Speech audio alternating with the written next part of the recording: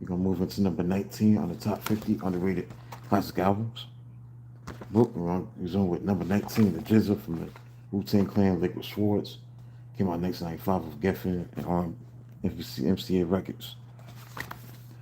Wu-Tang Clan emerged in 1993 with Into the Wu-Tang. Then the members started releasing solo albums, but the solo album that stood out from the Wu-Tang Clan was 1995's White Quan, One Bit for Cuban Links, which is one of the greatest hip-hop albums ever. But there was one solo album from Wu-Tang that was just as good as Raekwon's album in the form of the GZA Liquid Swords was released on November 7th, 1995. GZA has a track record in the hip-hop industry in terms of making rips of culture and records. He recorded an album called Words from the Genius, released on February 19th, 1991. The album wasn't promoted as it should have been.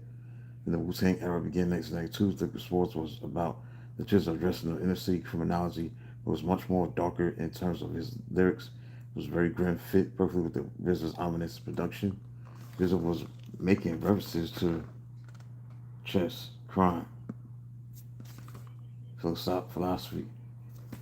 3 other singles reached the top 10 on the rap singles charts. Like, yeah, I got the songs that mention that. That's all right. Yeah, I got it right here. 4 singles released off the album. The title track, Liquid Swords, I Got Your Back, Cold World, and Shadow Boxing. 3 of the singles reached the top 10 on the rap singles chart. Overall, the album reached number 2 on the top R&B hip-hop chart. GZA would emerge as the best lyricist out of the Wu-Tang Clan because of his lyrical wit and purity, and Liquid Swords would go certified platinum, certified gold. Let's expand on why this album is so underrated. Because GZA's introverted, cerebral style lacked the flashy, larger-than-life persona of some of his peers. Despite having perhaps the sharpest pen in hip-hop, the album's brilliance is sometimes overshadowed by flashier commercial contemporaries in the broader hip-hop landscape.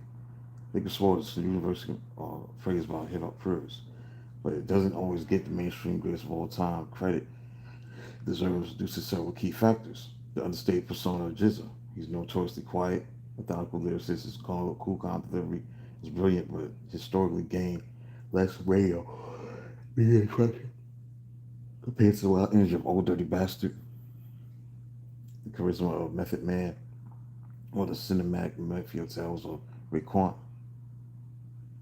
Also, cinematic dark production of RZA, probably some of his absolute best, most stripped down beats for this album. Rather than heavy radio-friendly bass lines, RZA relied on airy piano loops, dusty drum breaks, and atmospheric violin stabs. This break, cold sound fit the album's lyrical themes perfectly, but wasn't with a mainstream pop crossover. Thanks for hitting the like button. Make sure to subscribe to the channel. Top tier lyrical density. GZA's writing on the album is incredibly complex. He massively mixed street life and urban survival with dense metaphors about chess and martial arts and Eastern philosophy, because it takes deep, repeated listens to unpack his verses. It flies under the radar of casual listeners looking for immediate catchy hooks. Thanks for the 14 people tuning in. Hit the like button. Thanks for the person hitting the like button and subscribe to the YouTube channel. And also, we got to include also the Wu-Tang solo run. The album dropped during the legendary era of Wu-Tang solo releases because it came right on the heels of massive hits like Raekwon's One Bit for Cuban Links and All Dirty Bastard returns to the 36 Chambers. So it was part of a crowded release schedule that diluted its mainstream chart numbers at the time. So that's why it's underrated as a classic album. Yep.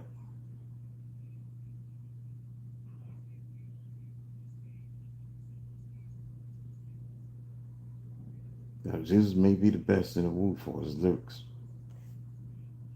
You know, he's like a grandmaster playing chess. His metaphors, his sharp rhyme schemes, stuff like that.